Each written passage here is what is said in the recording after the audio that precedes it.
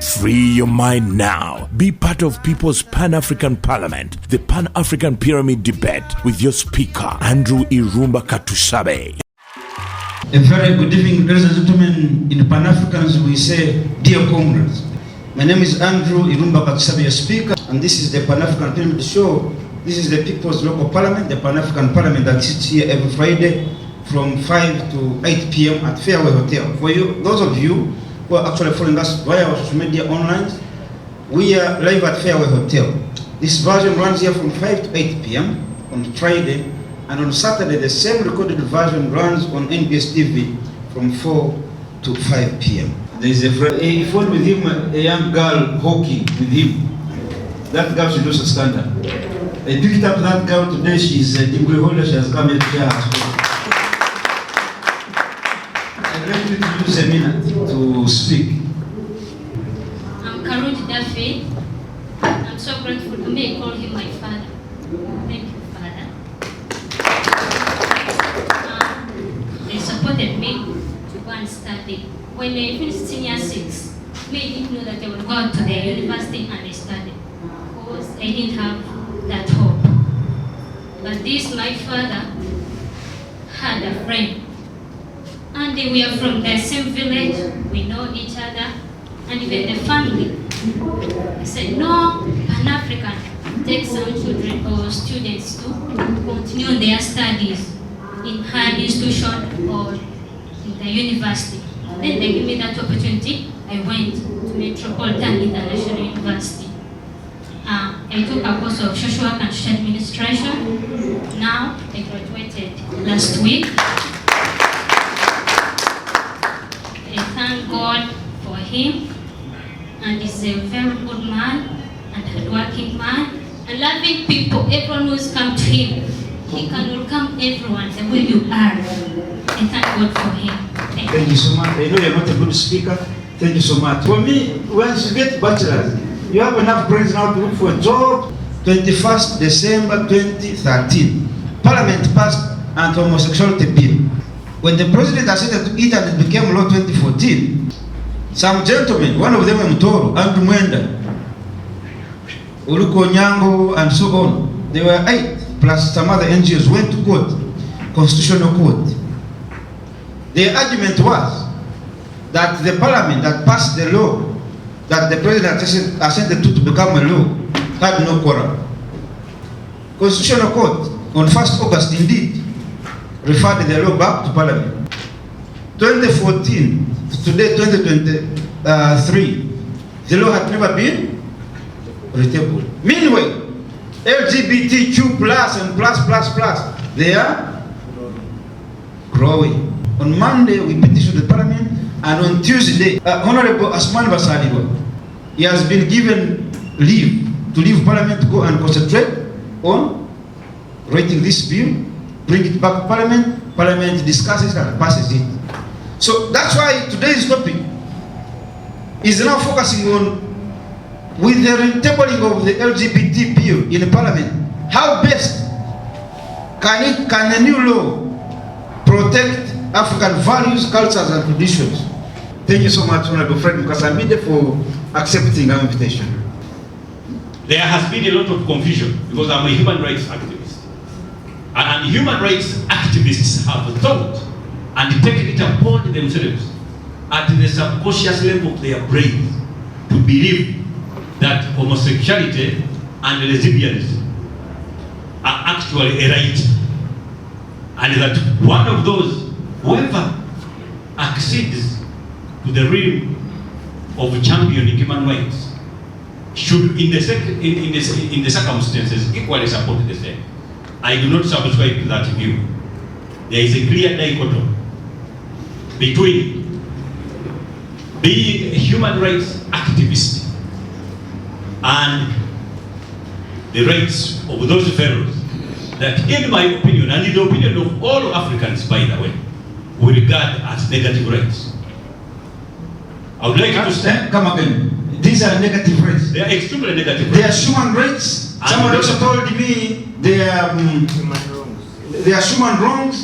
Now your word is that they are negative rights. Negative rights. And in fact, anybody that espouses a view that is calculated to escalate their presence here is one of the tools being used by those countries from which they emanate to substantially attack the African continent by biological weapons called homosexuality.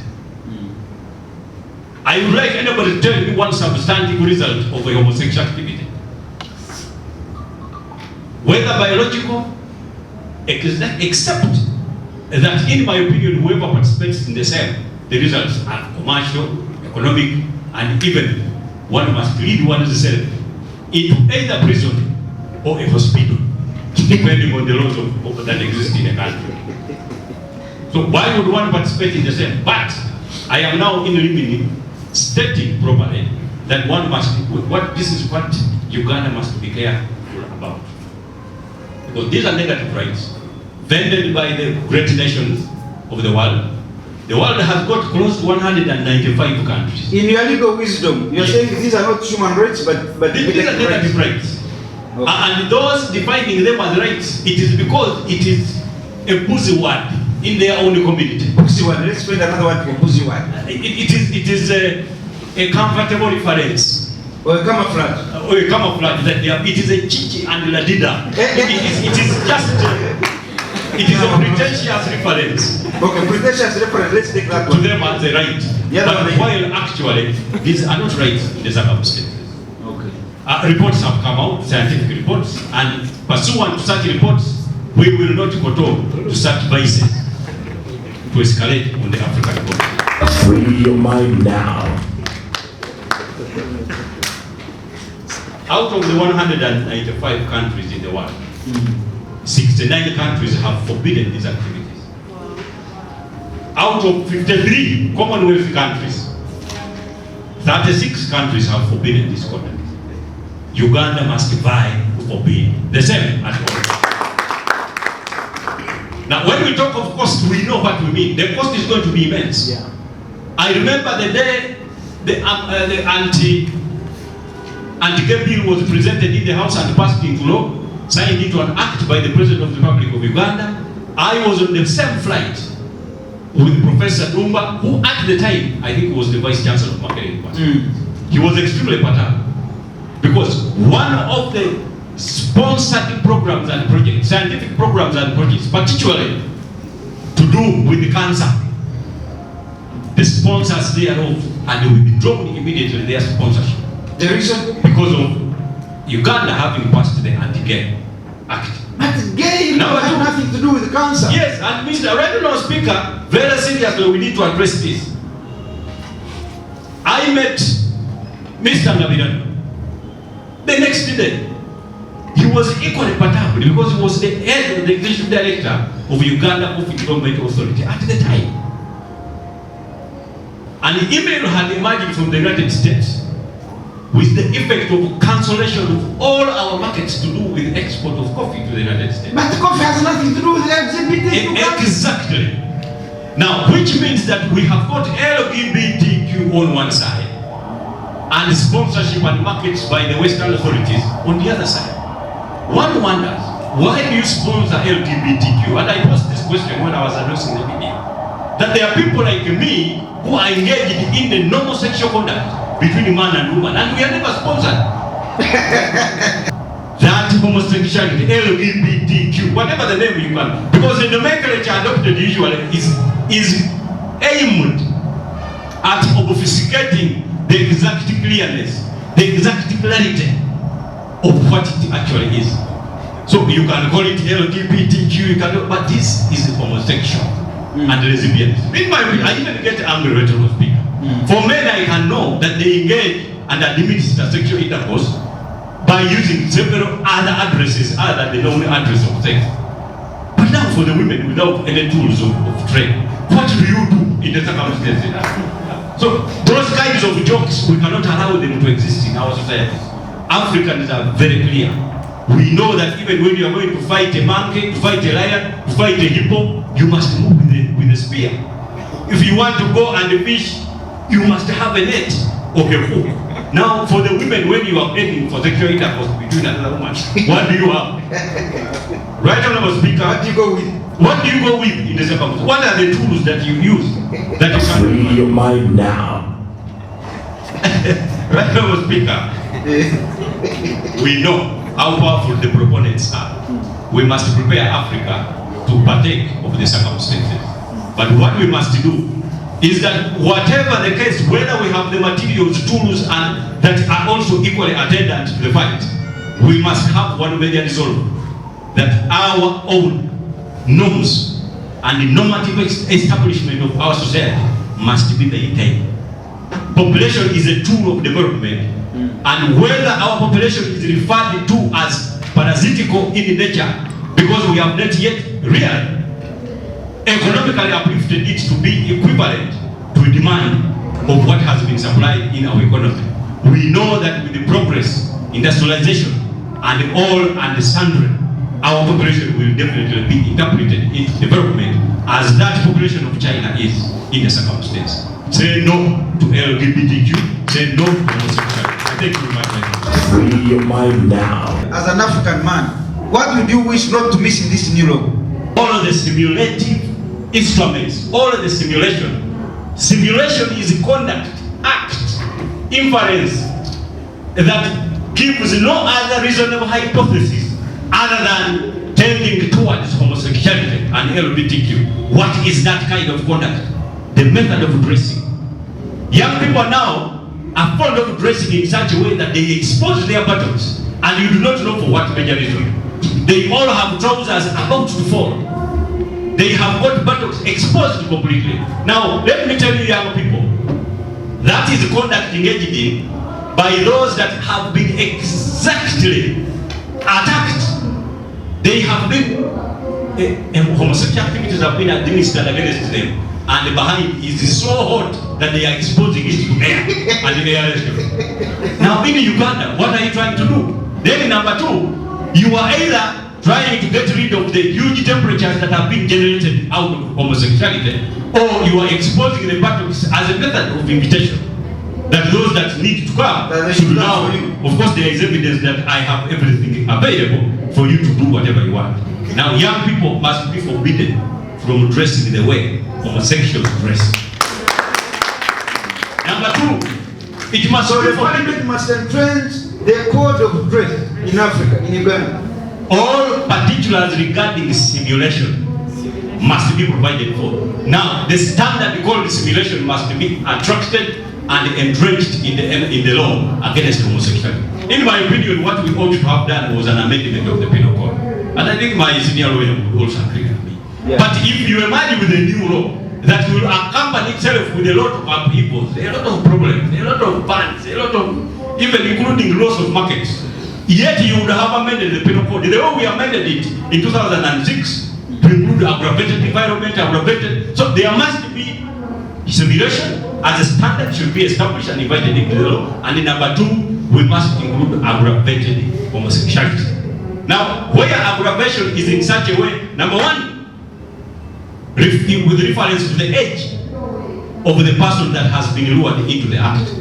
Because there is now an outright attack into the school teen populations, because their target now are the preteens and the teens. They are trying to establish a camaraderie between the preteens and teens. A camaraderie? Yes. If you want to use another word, a camaraderie. They wanted to establish some kind of acceptability. Okay. Now Frank can understand. Yes, they wanted the young people to begin to think that actually this is acceptable. They are targeting the teens and the preteens. Of course, because they have realized the people like us of our age, I think we are even professionals in the proper conduct. So it is very likely that you can attract me into any other alternative other than what I have grown doing or actually seeing people do. Now the preteens and the teens are the target. That now must be contained under what we call aggravated homosexual conduct. Number two, the proponents themselves, most of them are HIV positive and are positive to hepatitis A and B. Now, once of course tests have been conducted to the extent that a protagonist is actually HIV positive or negative or positive or hepatitis A and B positive, then that one must qualify for aggravated homosexual conduct. So we provide for aggravation we provide for simulation, and a law that provides for both of those. In my opinion, even we must now include some amendment of the Evidence Act. It is not going to be the kind of evidence required, for example, of adultery. It is very impossible that you will find the real culprits in the act. Now, the nature of evidence required to prove that homosexuality has been actually engaged in must now be not for purposes of establishing evidence beyond reasonable doubt. It must be on the balance of probability. We must be able even to tell in accordance to the conduct of the parties. If we find one of the parties half naked, the other is tying his shoelaces, we must conclude they are feeling homosexuality. So in my opinion, the kind of evidence required should include an amendment of the standards of the enshrined in the penal code. So to the extent that we can now ban this vice once and for all, right, Mr. Speaker. Mr. Speaker, sir, you opened the discussions by saying lesbian, LGBTQ plus. Dear audience and fellow Ugandans, this is where the crux of the matter is. When this war against homosexuality began, the other group, queer, was not there. How many of you here understand the word queer? By show of hands. None. Right, Honorable Speaker, the queer is that group of people who have been genetically engineered by GMO food, principally. Are you serious? By GMO food and by injections and medications into the body. A queer person is a person who will not have sexual feelings for the opposite sex. And what is causing that? GMO food. That is why when you follow the agenda in Kenya, you see that the homosexuals first asked President Ruto to lift the ban on GMO food. GMO food is homosexual food. GMO food is homosexual food that must be rejected in Africa. Genetically modified organisms. Yes. So it's not natural. It is not natural, and it engineers the body type of children and even adults into being queer. That's why now the homosexuals, having known that Africa has been feeding on GMO food for a period, they can now say, add a queer group. Because they know what they have done. And I want to challenge, I want to look at the camera. I want to assure you that in Uganda here, God has given us wisdom to understand these things. The Bible says in Hosea 4:6 that my people perish because of lack of knowledge. We now understand the effect of GMO food on people. There is a time I addressed you here about GMO being forbidden in the Bible. Look at Genesis chapter 1 verse 29. Read it. What does it say there? God says, this is the word of God, don't eat any fruit without seed. I give you only food with seed in it to eat. And because human beings have rejected that command, that's why they are eating GMO fruits which have no seed. No GMO orange has seed. Have you tried that? Yes. Cut a GMO orange, you will not find seed. How is that one turning you queer? Every human being is made with male and female chromosomes. That's correct. And those are nurtured by the seed in every plant. So when you eat a plant with seed, they nourish your male and female gender. But when you eat an orange without a seed, what will happen to your X and Y chromosomes? They will not be nourished. And I'm telling men and women both to try this challenge. In Pan-African phenomenon here, we are challenging men. Feed on GMO food for 40 days. Check your libido. Then feed on African food for 40 days. African food, organic, without GMO, and check your libido. You yourself will come to a pharmacy. And marriages are breaking because men are also feeding on GMO. In the middle of the marriage, the man loses interest in the woman. The man is seeking to be homosexual. In this country, we have had marriages breaking, even very important marriages in this country. You've had, not so? Yes. Of big families I don't want to mention. What's happening? Men have refused to feed on organic food. Mr. Speaker, sir, I want us to open a special line. If any African man listening to this, come to the Pan-African Pyramid every Friday.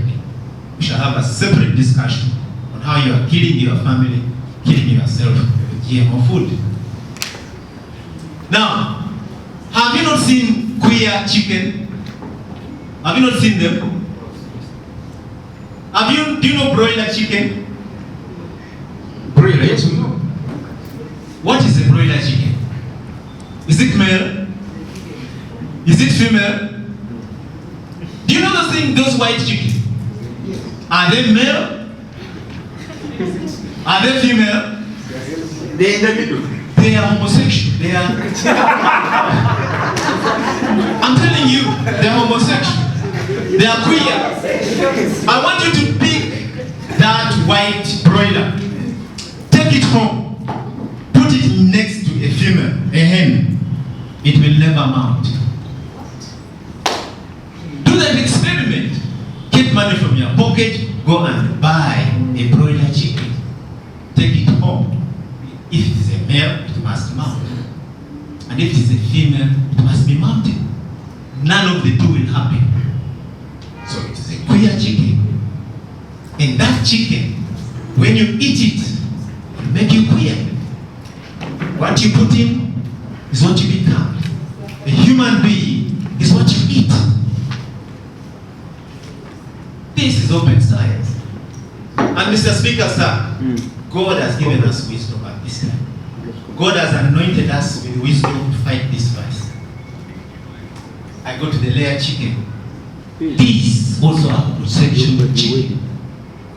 In our African cultures, does a hen begin to lay before it is mounted by a cock? Have you ever seen it in your villages? The cock must mount the hen, then it lays eggs. So now these layers which are laying from January to January are mounted. What do you think is fertilizing? And those evil chicken and evil eggs therefore. And when you eat them against 1 Genesis chapter 1 verse 29, what will happen? You will become queer. And we don't know what you will become in another next plus. So Mr. Speaker, sir, this Anti-Homosexuality Act is not a mere act. It is a war for humanity. Yes. It's a war for humanity. I agree. Because God created this world so that people reproduce. Procreation. Yes. God is not going to create another world. He created it once, and the duty is on you to keep producing. The Bible says it's not supposed to end. What is the agenda of the homosexual? It's simply that people should not produce. Two men can never produce. Two women can never produce. So this is an evil design. the day God created the world. And that's why both the Holy Quran and the Bible, they both talk about one particular story. The story of Lot, the story of Sodom and Gomorrah. It's in both books.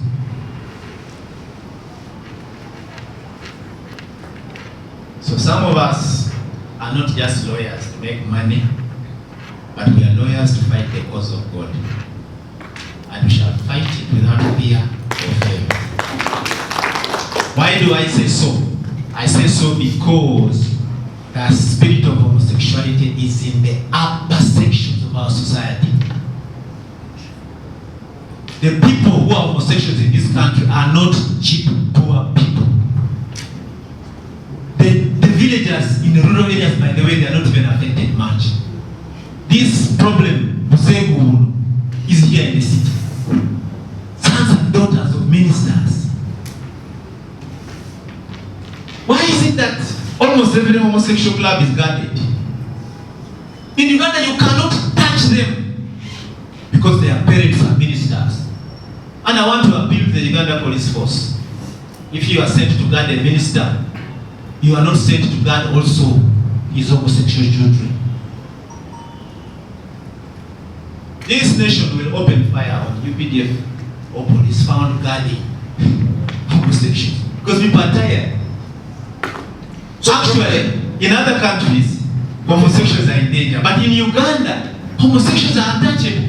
Mr. Speaker, sir, there is also what we need to mention.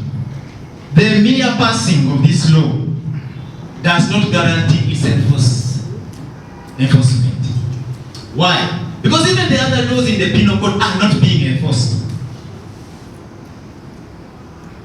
What do we need new? We need the government to establish a national task force to enforce this law. Why? We have evidence that even now there are very many government departments, ministries and organizations that are aiding homosexuality in Uganda. Mr. Speaker, sir, do we need to give examples? Yes.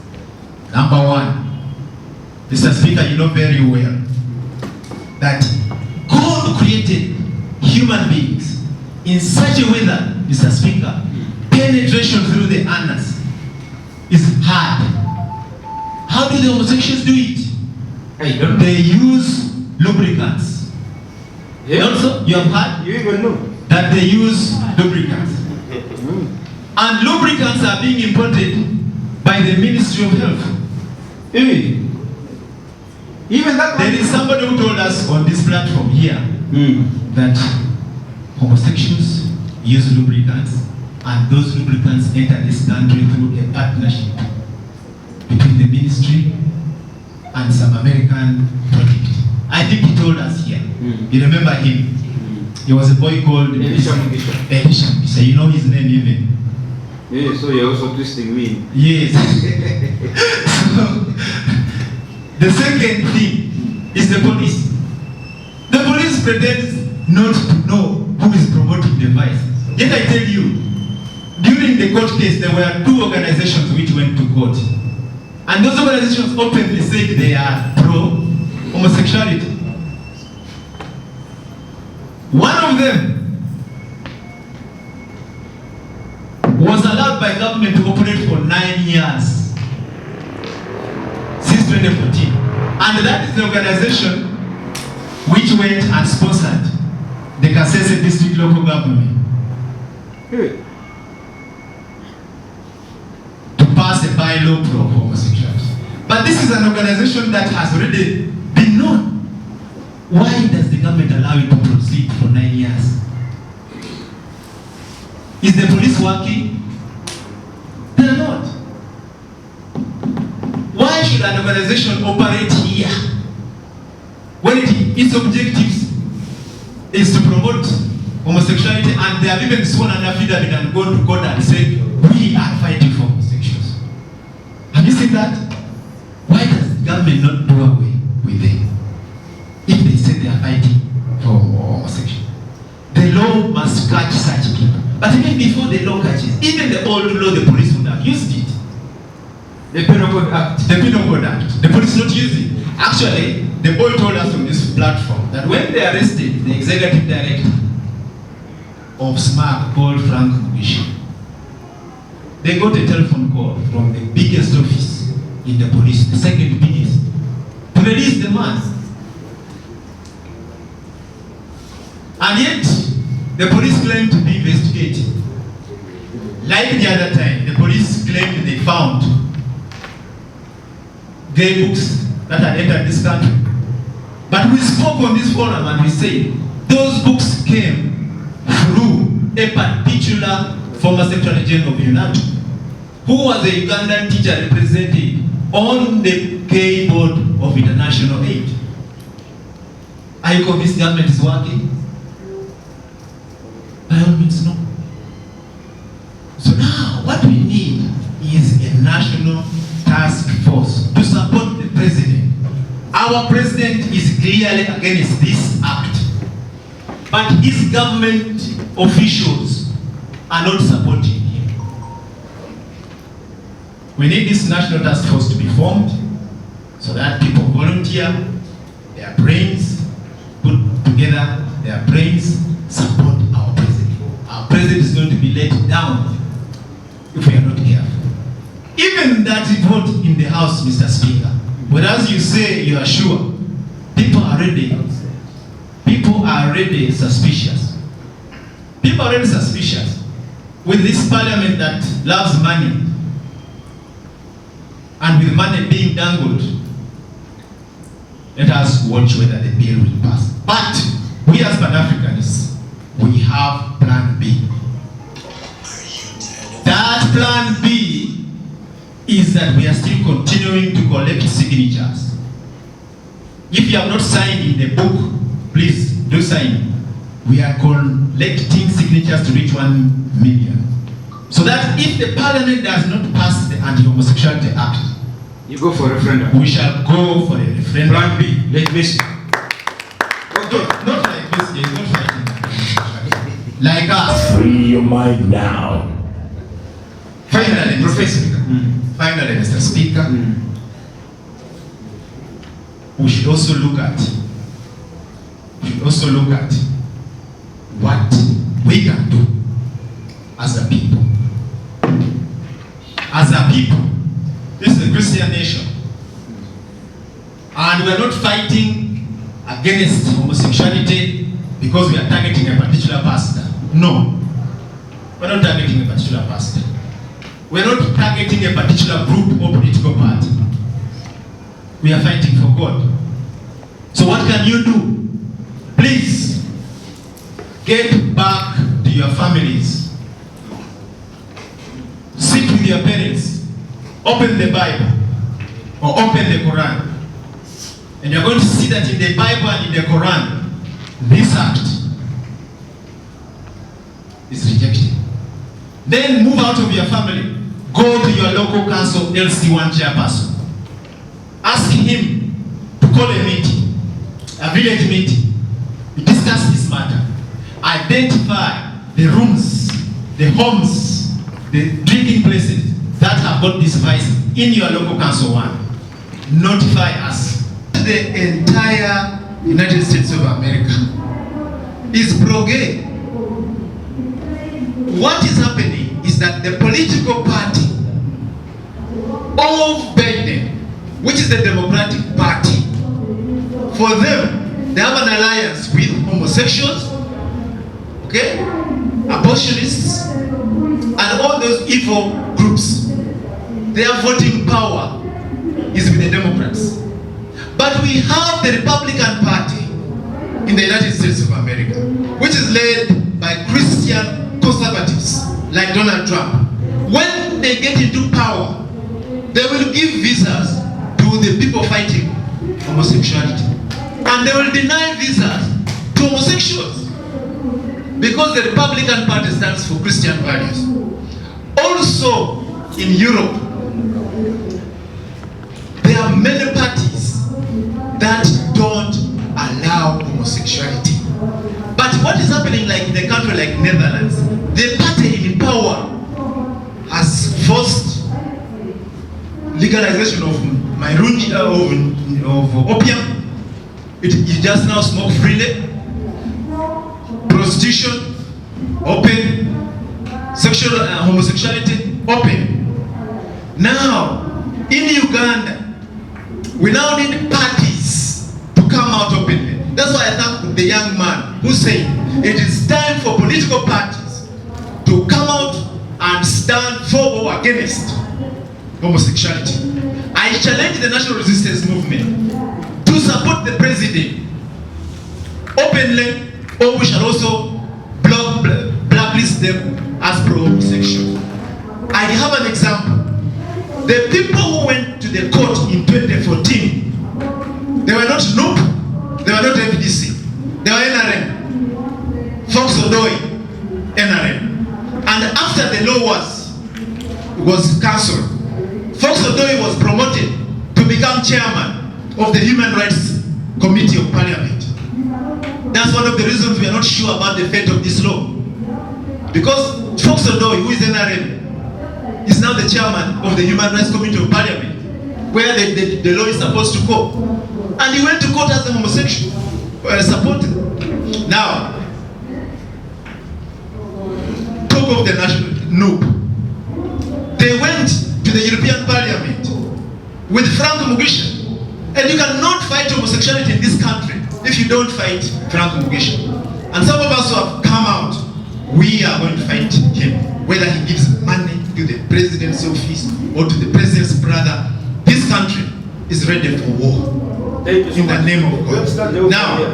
Now, one thing, even in Europe, there's going to be a change. There's going to be a change, and we're going to have political parties in Europe that are pro the word of God. Thank you very much, Mr. Speaker, and I'm very delighted for the opportunity. I'm very happy to see young faces and new faces today right here. And I urge you not to stop today, but to keep on doing the same. We always get fever and we get a lot of fire when we are discussing issues here. But once the issue is at a certain stage, we reach to a place where we do organize, as our motto says. We don't do what? We don't organize. We don't organize, we organize. You remember the last sitting, I wasn't in mood when a certain person made some statement about youth. I always involve myself in telling my fellow youth that this is your fight. This is not a fight for people of docket 60 and above. They are people to come and tell us how to do it, as Professor Alenyo is doing. They just have to guide us. This is our fight to take. And I question the people who are taken into these vices are people of our docket, 35 years and below. Even an old person, it's not easy to go into that vice because they don't like them. They like us. That means that makes us the target for them.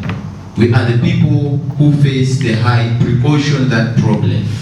So I call upon you to sign in the book that Professor Alenyo has just put behind there, so that you're part of the people that are going to fight for their rights. It's my right to fight for my right, and the right of my children and children to come. It's not only your right, it's your responsibility. And you got an obligation, you got the responsibility to fight for what belongs to you today, but also fight for the next generation, because you're going to give birth tomorrow. So let's go straight to the point. What new, how do you want this new law to tackle the LGBTQ voice? First of all, as Professor Alenyo put it on table, we must look at the point of promotion, because what is happening in Uganda is promotion. Promotion in schools, promotion in clubs, like the Interact and whatever, promotion on social media and everywhere. This law should tackle promotion more than anything else, because prevention is better than cure. If you tackle the promotion, that means you're preventing the vice to go into the heads of people. So if we tackle the promotion part, it means we shall have straight people. And this is something that should be on the highest agenda. Another thing, we should look at the point of uprooting the vice from government entities. Because even if anything happens and the government is still under skirts of these people who promote this vice, it means we will be doing nothing. For example, I remember Elijah, when he was giving a convention or speaking about the same thing here. He said once they were in a meeting and they were discussing this with the minister, a person from the higher office, I won't say the first family, gave a call to the minister and told the minister, stop there. Have said it. I was passing behind there. And this person told the minister, stop it, don't go on with that meeting. What does it mean? It means the parliament will pass what it wants and what we want. And in the long run, people who call that they own this country will go under skirts with these people, and this vice will remain intact and moving. So we should look at a part whereby any government official or any person related to the government, when he is even allegedly, they think he is under skirt with this organization, this person should be done away with. Not even resigning. This law should put this thing inside. If any government organization or any person, whether a prime minister or anybody, has a query in this issue, should be automatically sent out of office as they are looking into his case. At least this can create fear into these people. If they don't want, we should create fear into them as they are creating fear into the innocence of our young brothers and sisters. If you attack me, I will attack you in the rightful manner. We have done our part as the Pan-Africanist Pyramid, and people out there who think that Pan-Africanist Pyramid is for youth, this is the word for you. They are youth, but at least they took a petition with the leadership of the professor and the leadership of Speaker Irumba to the parliament, and the speaker adhered. On Monday and on Tuesday, he asked the bill to be retabled. We did that, and we need an applause about that. We did that. When the professors and other people who think that they are fighting for our rights, they were in their blankets and they are eating money, because I know money is going onto their accounts. Another thing to put onto the eye. If these people are saying that they are fighting for the rights of their whatever they are saying, why would you block a person who speaks that I don't want this vice? Why would you block his visa or to move or to do anything, and even try to seize his goods because he said he doesn't want that? What it means, you're also fighting the rights of this person. So in this law, the government should tackle that. If you come out with a law that Speaker Irumba said that this vice shouldn't move, and you find that he is blocked on the door doing something that is right, the government should counter, because this is a government of people. It is not a government of one man. It's not a government of a group of people who think that they own this country. This country belongs to people. I want to give you this as a take at home. I was in a certain workshop, and they told me the thing of power, because this thing is rolling about power. It will pass through, it won't. If you don't accept, you should do this. Someone sent me a chat and told me the first lady of the United States of America was in Kenya last time. And they told me she came in Kenya. As she was boarding, the Supreme Court ruled in favor of the people of LGBTQ. And then after the next day, they received a funding of 1.8 billion something. So it means you can see what had brought her. But I'm thankful that President William Ruto, in his press conference, he stood firmly as an African man and said he won't accept this. As the mountain of honor, I urge you, I call you a brother because you're an African. I urge you to stand on your words, because being a president in Kenya, it will be only 15 or 10 years. But it will be your children whom you say that they are grouped into Christianity, as your wife portrays in church and prayers. They will be them to face the repercussion when your grandson is sodomized. I think that in this law, there should be a docket where the people like the ex-people who have been in this vice could be handled, could be nurtured, could be nourished, so that they can come back into the communities. It shouldn't be the way the government of Uganda is doing its things in and out, whereby tubawonyeza muveyo and they leave you there. You have to do a plan and a counter plan. For example, if Elisha came from that side and came to this side, look away how you can make facilities where they will come, be counseled, be made to feel at home, and brought back into the community. Because when the vice is inside your brain, you can come out today and tomorrow you can go back. So they should make a facility whereby people who know African values and culture can come to these young people, tell them, bring their hearts back so that they can integrate and be normal people once again. Finally, as I wind up, I believe we should discuss on how this vice came. We shouldn't discuss about how this vice came, but we should discuss on how it should stop. Because this is the tackle these people use. They make you to fight each other. No, it came from Mwanga. No, it came. And then you leave out the solution part. Ladies and gentlemen, a very good evening to you all. My name is Mukasa Michael, bringing you regards from Chambogo University. I want you colleagues to put yourself in a position to think about the victims of homosexuality, the direct victims. If he feels that way about people that have forgotten their responsibilities in society and have gone ahead to promote homosexuality, then the question that should be overflowing in our minds is, how do the victims feel? To what extent does their anger and their frustration go? Right, Honorable Speaker, while we discuss the Anti-Homosexuality Act that is going to be retabled, I want to bring everybody's notice to the fact that quite a number of laws in this country are enacted and they see no implementation, neither the light of being enforced.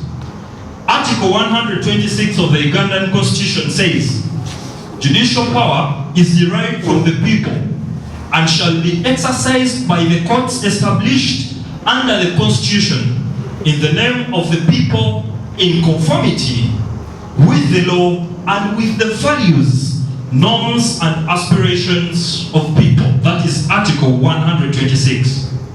Where, unfortunately, the interpretation of this article by courts of justice has been contrary not only to the expectation but also to the aspirations of the people and the constitutional function of the courts of justice.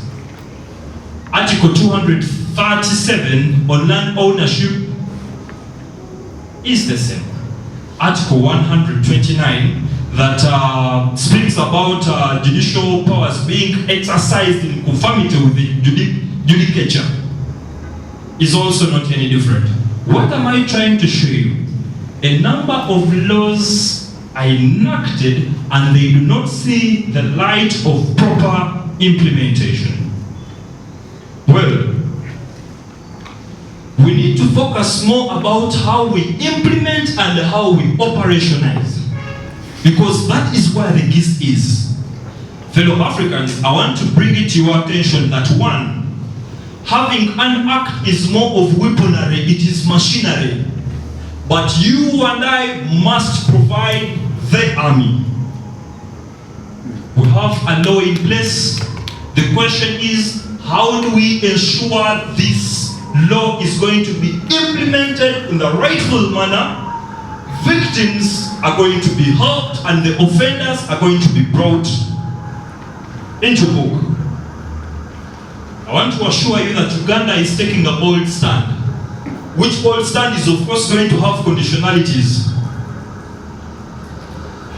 UN has very stringent conditions that it has put in place. There is going to be reduction in aid, and of course quite a number of things. Many people that are fighting against homosexuality have come up to raise complaints of how they cannot access visas, of plans to impoverish them, and all that. Now, we need to mitigate many of these conditions. That is one point or one key area we should focus on. Most importantly, the Right Honourable Speaker, I've been asking how best can the new law protect African values, cultures, and traditions? In my own opinion, I think when we discuss the nitty-gritties and the nuts and bolts that are surrounding this topic, I think it is important to look at this. One, confidentiality. While investigation of homosexuality crimes is taking place, there should be confidentiality for the victim during investigation. It is my humble prayer that this law looks at confidentiality as a key focus area. Two, it must strengthen the Whistleblowers Act. Because what we are all basing on to fight homosexuality is we are relying on whistleblowers. Then, thirdly, we can also look at the protection and the protection and assistance of victims. Once one has come out or has been identified as a victim, we should look at how they get protected and how they are assisted to reform. I want to tell you, like the President of Uganda said in 2014, that homosexuality is not nature, it is nurtured. I hope we get the difference between the two. Yeah, sure. There is need to assist these colleagues to reform in behavior, to alternatively look at another path of life and get rid of the vice. As I conclude, there is need for heavy compensations by the offenders. Penalties. Yes, penalties and compensations to the victims that have been either physically, psychologically, and sexually affected. You have made your point. Jonah Chakraide from MUPS, and I'm a true Pan-African. Thank you. I think the youth have a lot to do with this, what is happening. What they have to do about it, first of all, the youth have to be educated more about the dangers, about the norms, the cultures. They should follow it, should go back to their cultures, because we have really lost a lot of. We no longer want to know, we no longer mind, we don't want to know anything about our cultures as Africans. We have really lost it and lost a lot. We only want to mind about the cultures of the whites. We want to work from abroad. We want to know what the whites are putting on. We want to know what the whites are doing so that we can also follow it. We no longer want to know what should an African lady put on. An African lady should dress well, should look smart, because in our Africa we used to be smart in our way, but now we no longer want to know. We just put on the things whites put on. Nowadays your fellow ladies walk half naked. Yeah, they walk half. Why should that bring lesbianism and homosexuality? So the government or the law, they should put a law against. By the way, they should also put the things of wearing naked. I think there should be a law against it, because I can't grow up seeing my mother wearing half naked, and I put on and I dress up well like a true African lady should be. Of course, I have to follow my mother, or I have to follow my father. We have really lost a lot of our culture. This issue is so serious. I want to start with this. If there is a problem and leaders have no solution, the problem becomes the leaders and leaders become the problem. This is classified information I'm going to. What did you say? You repeat what you said. If there is a problem and leaders have no solution, the problem becomes the leaders and leaders become the problem. Free your mind now. This is classified information. When the president was going to sign this bill, the White sent many delegations to President Museveni. Initially, he refused to meet them. The president hid. Imagine the president of the country hiding. They sent a team of senators, and one of the senators was Senator John Kerry. That one. Senator John Kerry. They came, the president was going to sign the law tomorrow. They came like today at Nakasero. They bypassed the security. They talked to the boys, you want to meet the president, you can't meet him. The Americans, you know them. There is no way how SFC could stop them. So, reaching Nakasero, the president was not there. Entebbe, he was not there. Imagine the president had to go and hide in Kisozi. Are you saying the president did not? Yeah, Yoweri Kaguta Museveni. No. The president assented to the law. No, I'm telling you, he went and hid in Kisozi. So on that day, early in the morning, the vehicles brought him from Kisozi straight to the signing ceremony. At the signing ceremony, we saw the son of Kaguta. First of all, he abused them and told them that was a distortion and we will not accept it. So we need to appreciate the president for that. Secondly, so we need to appreciate the president who runs and hides. No. Then emerges. I'm showing you how contentious that issue was. That the president had to hide away from State House. Another issue, how can we fight? But where are you there? This is classified information. Okay, now, what should be considered in the new law? What should we do? What should be considered in the new law? In Russia, they don't have such debates. How are they handling it in Russia? How are they handling it in North Korea? How are they handling it in China? Or Iran? Yeah. Issues like abortion, we need to employ the Russian style. Yes. The Russian style. How do they do it? You remind us, I don't know. Ask Putin. Hey, have you ever heard anyone in Russia talking about this, that they are promoting homosexuality? What is Putin doing? I know, because for us we fought the war in the way. We know the Vayekela way. How is Putin handling homosexuals? We know it because we fought in the way. We can handle that style. We get them. Yeah, let us do it in a rebel way. In a Putin way. In a Putin way. In a Kim way. Then another thing, I want political parties to come out open. This is a moment of trial. NUP, NRM, FDC, let political parties come out open and tell us where they stand. We don't want to We don't want to Bismarck once time said, the greatest questions of our generation shall not be solved by speeches and resolutions from the majority, but at times by blood and iron.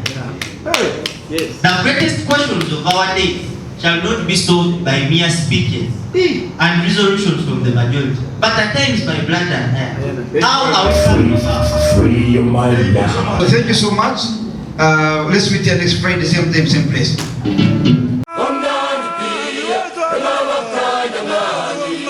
Omnani komoti, engawakova ngani.